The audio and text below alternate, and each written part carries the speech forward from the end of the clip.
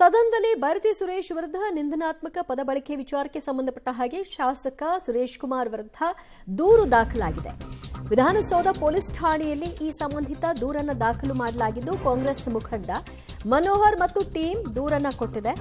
ನಿಂದನಾತ್ಮಕ ಪದ ಬಳಕೆಯ ಕಾರಣದಿಂದಾಗಿ ಅವರ ವಿರುದ್ಧ ಕಾನೂನಾತ್ಮಕ ಕ್ರಮವನ್ನ ಜರುಗಿಸಿ ಅನ್ನೋದು ಈ ದೂರಿನಲ್ಲಿರುವಂತಹ ಒಟ್ಟು ಸಾರಾಂಶ. ಭಾರತಿ ಸುರೇಶ್ ವಿರುದ್ಧ 7 ತಿಂಗಳಿಗೆ ಹುಟ್ಟಿದ್ದು ಅನ್ನುವಂತಹ ಹೇಳಿಕೆಯನ್ನ ಸುರೇಶ್ ಅವರು ಕೊಟ್ಟಿದ್ರು. ಸುರೇಶ್ ಕುಮಾರ್ ಅವರ ಈ ಹೇಳಿಕೆಗೆ ಬಹಳಷ್ಟು ಖಂಡನೆ ಕೂಡ ವ್ಯಕ್ತವಾಗಿತ್ತು. ಸದನದಲ್ಲೂ ಕೂಡ ಕೆಲ ಹೊತ್ತು ಇದು ಚರ್ಚೆಯಾಗಿ ಕೊನೆಗೆ ಅವರೇ ಈ ಹೇಳಿಕೆಯನ್ನ ಹಿಂಪಡೆದಿದ್ರು ಕೂಡ ದೂರು ದಾಖಲಾಗಿದೆ. ಸಾಲದಕ್ಕೆ ಅವರ ಮನೆಯ ರಸ್ತೆಯ ಗೋಡೆಗಳಲ್ಲಿ ಸ್ಟಿಕ್ಕರ್ಗಳನ್ನು ಕೂಡ ಅಂಟಿಸಿದ್ದಾರೆ. ಅದರ ವಿರುದ್ಧ ದೂರನ್ನ ಕೊಟ್ಟರೆ ಆ ಕೇಸನ್ನ ದಾಖಲು ಮಾಡಿಕೊಂಡು ಬಿಟ್ಟು ಕಳಿಸುವಂತಹ ಕೆಲಸವನ್ನು ಕೂಡ ಮಾಡಲಾಗಿದೆ ಅನ್ನುವಂತಹ ಆರೋಪ.